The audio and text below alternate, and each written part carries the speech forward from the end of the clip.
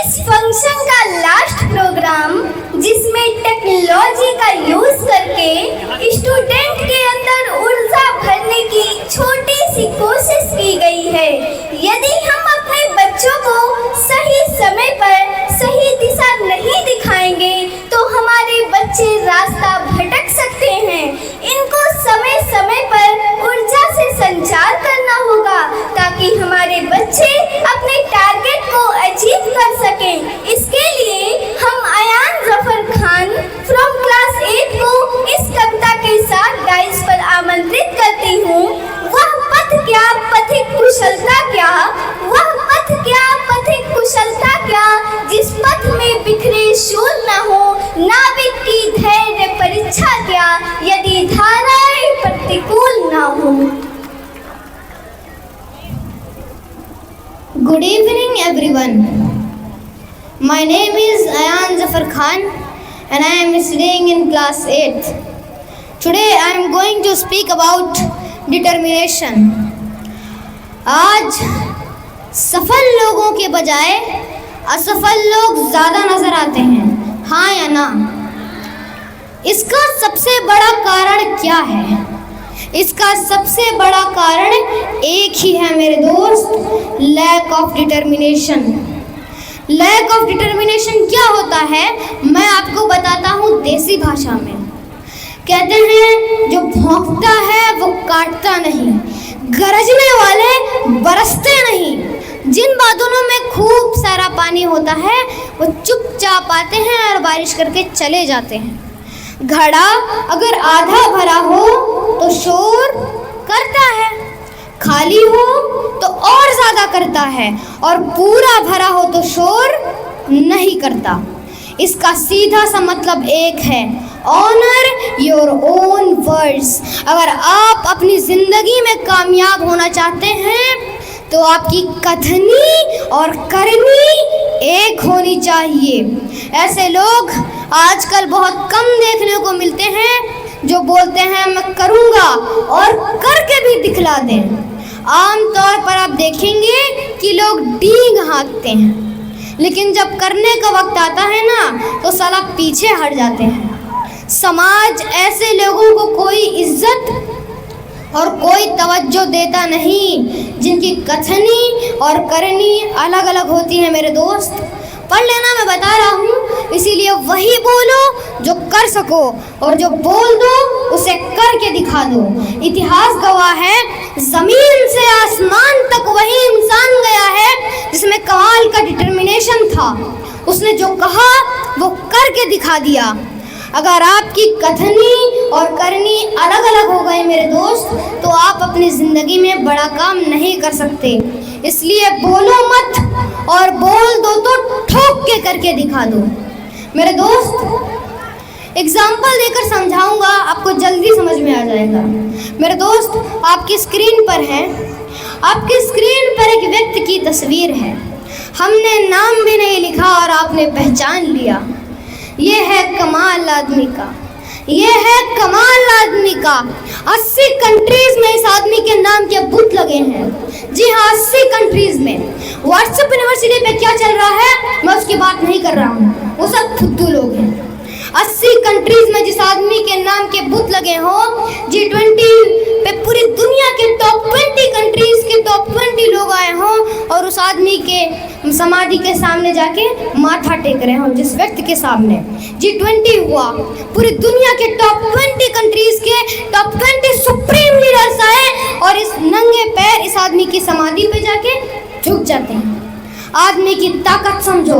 और वो आदमी है तो नहीं, वो कह तो नहीं रहा कि तुम मेरे आगे आके झुको। ताकत समझो उस आदमी की। क्यों? क्योंकि किसी अंग्रेज ने उन्हें ट्रेन से फेंक दिया था तो उन्होंने कहा साला तुमने ट्रेन से फेंका है, मैं तुमको अपने देश से फेंक दूंगा। साला तुमने ट्रेन से फेंका है, मैं तुमको अपने देश से फेंक दूंगा। और ये वादा किससे कर रहा है आदमी? संकल्प। मैं कहता हूँ power of determination. Ladies and gentleman, यूं ही नहीं ये लोग महान हैं, यूं ही नहीं हम इनकी तस्वीरें लगा रहे हैं, फोटोग्राफ्स दिखा रहे हैं और पूरी दुनिया इनको महान कह रही है। इनमें क्वालिटी ज़रूर थी, इन्होंने जो कहा वो करके दिखला दिया। मेरे दोस्त, आपकी स्क्रीन पर सेकंड एग्जाम्पल। यह कहानी है 1938 की, कैरली नाम के एक आदमी की, हंगेरियन आर्मी ऑफिसर की। वो अपनी कंट्री का बेस्ट पिस्टल शूटर था। वहाँ पे जितने भी चैंपियनशिप्स हुए थे वो सबको जीत चुका था और सबको ऑलमोस्ट कंफर्म था कि 1940s में जो ओलंपिक्स होने वाले हैं उसमें गोल्ड मेडल कैरली को ही मिलेगा, और सिर्फ 2 साल का फ़र्क। लेकिन तभी 1938 में उसके साथ एक एक्सीडेंट हुआ। उसका वो हाथ जिससे उसे गोल्ड मेडल जीतना था, उस हाथ में एक हैंड ग्रेनेड फट गया। उसका वो हाथ चला गया। उसका जो गोल था, जो फोकस था सबका, उसके पास 2 चॉइसेस थी। या तो वो रोता रहे, कहीं जाकर छुप जाए, या फिर अपने गोल को पकड़ कर रखे। तो उसने उस पर फोकस नहीं किया जो उसके पास नहीं था, बल्कि उस पर फोकस किया जो उसके पास था। और उसके पास क्या था? एक लेफ्ट हैंड, एक ऐसा हाथ जिससे वो लिख तक नहीं सकता था। 1 महीने तक उसके इस हाथ का इलाज चला और ठीक 1 महीने बाद उसने अपने लेफ्ट हैंड की ट्रेनिंग शुरू कर दी। 1 साल बाद यानी 1939 में वहीं पे हंगेरी में एक चैंपियनशिप्स हुई।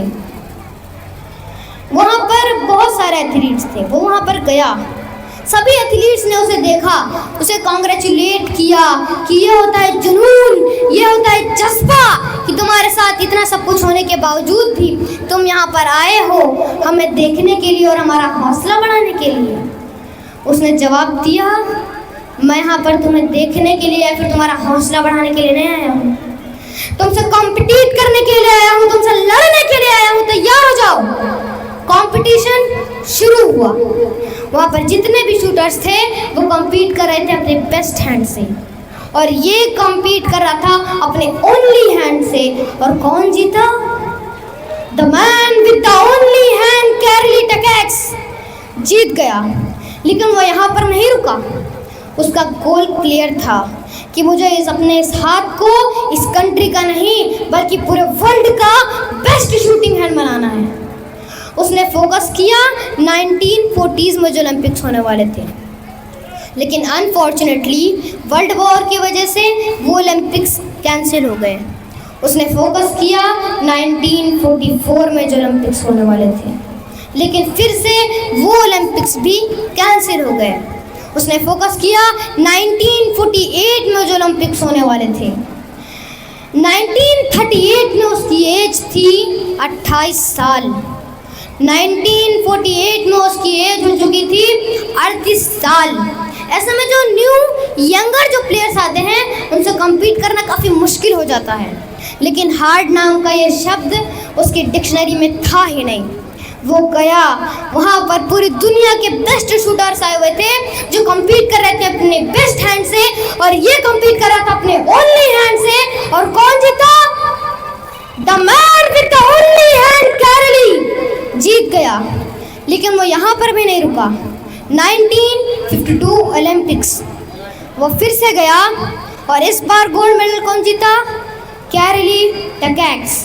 और पूरे ओलंपिक्स की हिस्ट्री को बदल कर रख दिया, क्योंकि उससे पहले किसी भी एथलीट ने किसी भी पर्टिकुलर गेम में लगातार 2 गोल्ड मेडल्स नहीं जीते थे।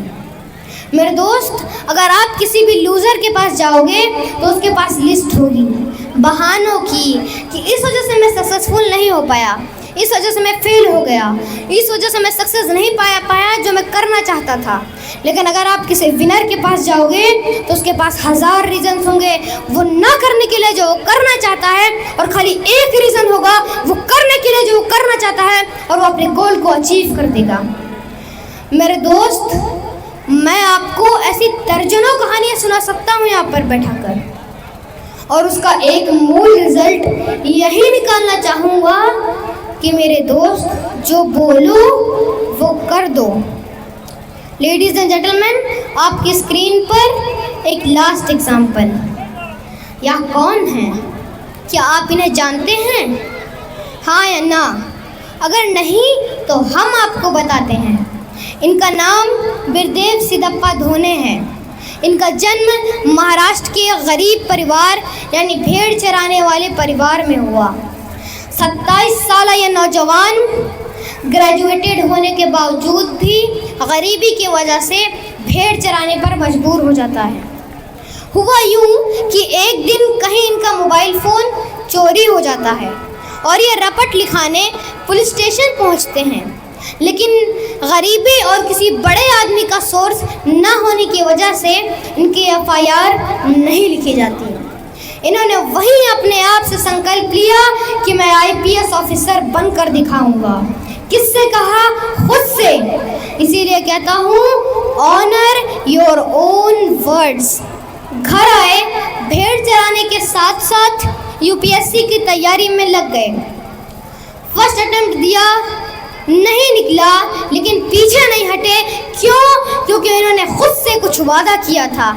सेकंड अटेम्प्ट दिया, नहीं क्लियर कर पाए, लेकिन पीछे नहीं हटे और फिर थर्ड अटेम्प्ट में 531 रैंक के साथ IPS के लिए चयनित हुए। इनके पास क्या था? Power of determination. इन्होंने जो कहा वो कर दिया। रिस्पेक्ट योर ओन वर्ड्स, तभी दुनिया आपकी रिस्पेक्ट करेगी। अगर हम अपनी बातों की इज्जत नहीं करेंगे तो कोई भी हमारी इज्जत नहीं करेगा। इसलिए कहिए मत, और जो कह दीजिए उसे करके दिखाइए।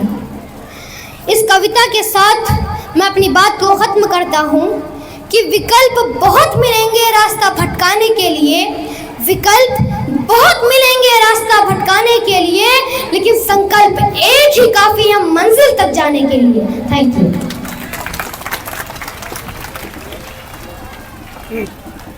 कुछ बोलना है?